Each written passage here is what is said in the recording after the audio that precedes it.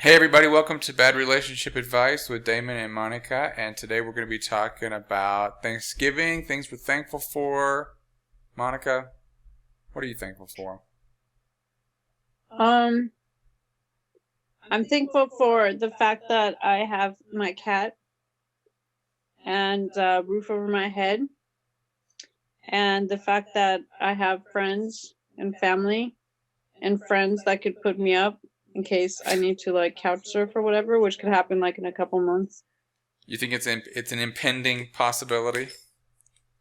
Um, yeah, work has been a bit slim recently, so yeah, I may actually, you know, be knocking at your door in a couple months. So I'm glad we're friends And I'm for thankful. I'm sure. thankful to be here for you and to provide for others that are less fortunate than myself.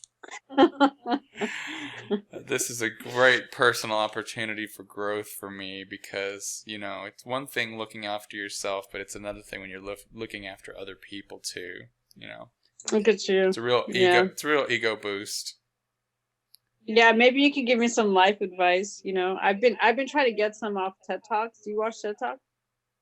I used to watch TED Talks with people I was teaching English to, but I haven't watched very many TED Talks on my own. A few of them, but not recently.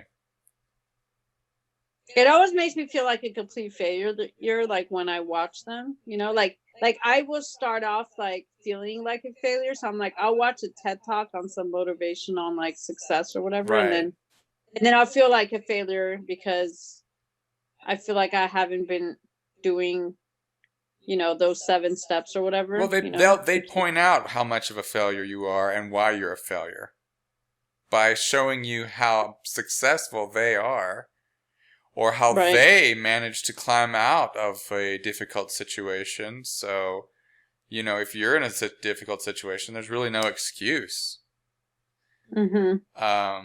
Yeah, I feel like it's Yeah. just a self-congratulatory realm of people just patting each other on the back for how special they are. But I don't know how beneficial it really is to hear about other people's success because their life is not your life. You should do a TED Talk on your life and how it's gotten you where you are. Well, why my life is where it is because I followed my passion. You followed your passion, I but followed my isn't passion that and I supposed to took lead to risks. success? Well, yeah, according to TED Talks, it's like taking risks and following your passion and, working relatively hard. I don't know if I work like super hard, but I guess relatively hard, I Oh. guess. So anyway, so here I am. Decided to move to Paris like years back. Just kind of, throw caution to the wind, that kind of thing. Right. Yeah, And because if you're gonna move to Paris, like you're automatically going to be successful. Like it's guaranteed. oh yeah, totally. Just Yeah, moving to Paris means you're a success. right. Well, that's what I was hoping for, but I feel like my life kind of just started stagnating since. So I mean, as far as like my career path has like, you know, I have the same job I had when I first started. I thought that job I would have for like a year, Uh-huh. and then I'm like still, with that job, Well, it must working be a it lot must less. be doing something for you. I mean, it's kind of like keeping me from, it's I guess it's paying my rent. I like the job. That's the thing. I like the job. Yeah. But it's not anyway, it's not one that is going to give me a lot of financial security. Mm. But it's not like soul killing, so that's good. Yeah, that's true because once you lose your soul, you're not going to care anything about that passion. Right. You're only going to care about the thing that soulless people care about. Money. Status, Um material yeah. possessions, being Yeah. better than Well, other people. yeah, so um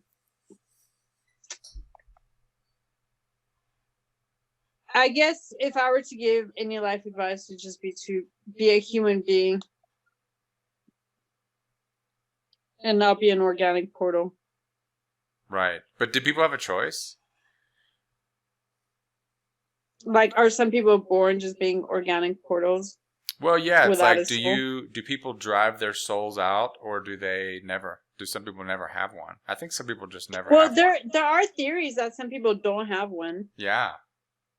But then, that kind of goes against a lot of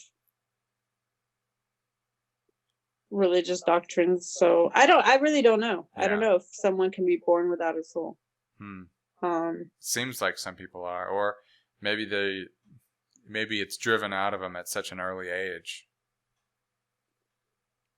like it atrophies. I guess. Although I don't know. I get confused between movies and reality because there's stories of, kids that were sadistic as little children and then grew up to be sadistic adults, and you wonder, like, did they ever have the ability to empathize or realize that hurting other people is not pleasant, like, anyway. Well, I'm glad that you have something to be thankful for, and I'm glad that I can be here to give you a couch to sleep on if you need one.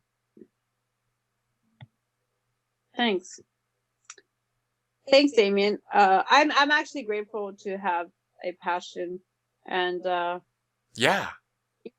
Honestly, a lot of people are like, well, I don't have any passion in my life. I just, and that's where they get funneled into the whole money thing, because that's what they've been told to care about, and so they kind of haven't even been able to. Well, how do you figure that out? I mean, like, I think it took me a long time to figure out what my passion was, and I wonder and I remember before I figured that out, this is before I started drawing, I really felt terrible because I didn't know what my passion was, and it's a terrible feeling. So how does one figure that out?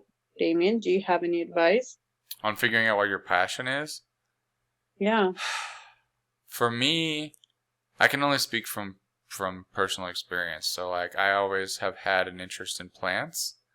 So, but instead of pursuing that, the people in my life did not encourage me to pursue that. And in fact, they kind of discouraged me, because they said, you won't make money at this. So do something that you'll make money at. And, so I wish that I had been raised with more encouragement to pursue the things that I naturally was interested in. But I think a lot of people think that they have to be interested in something really unusual or really niche. It's like, no, you can be interested in sports. You can be interested in playing basketball. You can be interested in video games. You can be interested in those things. But you have to I think you just have to figure out when you have free time, what do you do? And then just take it from there, do you play video games? What do you like to do where it doesn't take, where you don't really see time pass, right? Yeah. What do you just naturally like to do? Yeah. Yeah, I think that's where your passion and talent also lies. For sure, yeah. Would you just kind of naturally? I mean, a lot of young people play video games, and it's like, are you playing video games because it's a distraction from your life? Are you playing video games because you truly are passionate about something that's happening in the game? You love the strategy of it. You love the competition. You love the, I mean, you can't. Well, that's the thing. It's like kind of a fine line between passion also and addiction. Like, where do you draw the line? Because, I mean, a lot of people might not pursue things because they do have addictions, Right. I know a lot of people like that. Yeah, and I read something earlier today that was actually really interesting. It was saying, they cite this study. This study has been cited many times, that like rats in a cage that are given water with cocaine or heroin versus water with a different water bottle, just pure water, will almost always go for the water with cocaine or heroin, and they'll keep taking it until they die. But then apparently they did an alternative study where they gave the rats the two options of different waters, right? So pure water and then drug-laced water. But then they also gave the rat a really, really nice cage with other rats, with mazes and things to stimulate themselves and fun things to do. And it turns out that those rats didn't go for the drugs. So Wow. it was almost like it's not the fact that drugs are there, it's the fact that it's the cage that causes you, to pushes you in the direction of addiction. So, and it went on to say, like, our society is so focused on consumption as a form of happiness that totally ties into addiction. Like, addiction is consumption to achieve happiness in a way, or to make everything okay. So I thought it was an interesting spin, and I don't know if it was an actual study or just someone just musing about it, but it was definitely an interesting thought that it's the cage itself that causes the rat to go for the drugs, not the drugs themselves. If everybody... That is interesting. And and it is interesting that if you are able to be stimulated, like having that cage, the fun cage, right? You can make that fun cage like in your brain in a way by stimulating it in such a way where you don't need to consume. Like, I know the fact of me just drawing when I draw or I paint or whatever, as long as I do it, because like I put it down. I had been putting it down, and I'll go a long time not doing it. Now I'm trying to pick it up again, so I do it regularly so I can actually progress for once. Right. And I feel like when I do it regularly, I don't have this need to consume. I mean, the idea of even purchasing something, I actually bought a coffee maker last week, and it just actually made me kind of feel depressed and gave me like a weird kind of anxiety, because I was like, I don't want one more thing in my life, like one more material object in a sense. So it actually has the opposite of like what some people might feel like when they get something like new or whatever. They're like, oh, I have this other thing. Like, in a weird way, some people may feel kind of like it makes them feel more secure having lots of stuff, but for me it does the opposite. I feel like I want to have as little as possible. I haven't reached like the minimalist stage at all, but I just know when I go into the shopping mall, we talk about that a lot because you like to go to the shopping mall. I hate it. I find it so killing. Honestly, I go there like once a year, and even then, like, I never feel like I want anything in the shopping mall. I like the complete. For me, a shopping mall is like Disneyland. It's like It's like a completely artificial environment that's made. Yeah, it's made to look really nice, and like there's fountains, and you can get a Cinnabon, or you can get a ice cream, or you can get some candy, and you can get a coffee. You can walk around. You can look at pretty things, and it's just like it's a totally artificial experience, but I like it. I don't know. It's like it's like an escape in a way.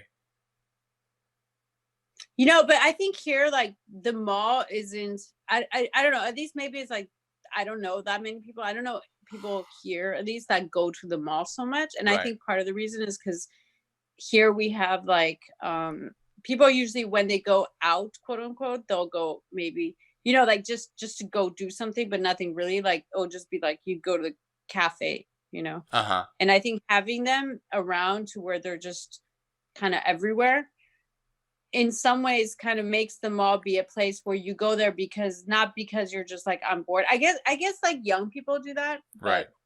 But a lot of people, like, it's kind of more of a cafe culture. So not to say people don't go to the mall, but it's just less of like, I don't know what I'm going to do today. I know I'll go to the mall. You know what I mean? Yeah, and that's kind of where it hits for me, honestly. Mm-hmm. I don't know where to go. I don't know what to do. I'll go to the mall. Yeah. There'll be something there, to amuse me for how much ever time. I don't have to buy anything. That might be a difference. Like, when I go to the mall, I don't have any intention of buying anything, and many times I go without buying anything at all. I just enjoy people watching and even product watching, just looking and seeing what's for sale, looking and see what people are buying. You know, it's just kind of interesting. It's an interesting anthropological study. Well, Monika, it's been wonderful talking to you today. Yeah, you too, Damian. Well, maybe I'll see you soon. I may be knocking on your door with Luna. Okay. Well, actually, that's great. My apartment complex just sent us all a notification that there would be no charge for pets now. Aww. So that'd be nice. Jeez. Fine, thank God. Yeah. Your place still can't smoke though. I know, which is like crazy. That just sounds insane to me. Like how they just don't. I mean, no one should be smoking anyway, whatever. But it's weird to be like told you can't smoke in your own house. Right. Yeah. All right. Well, until next time, this has been Damian and Monika with Bad Relationship Advice. Bye. Bye.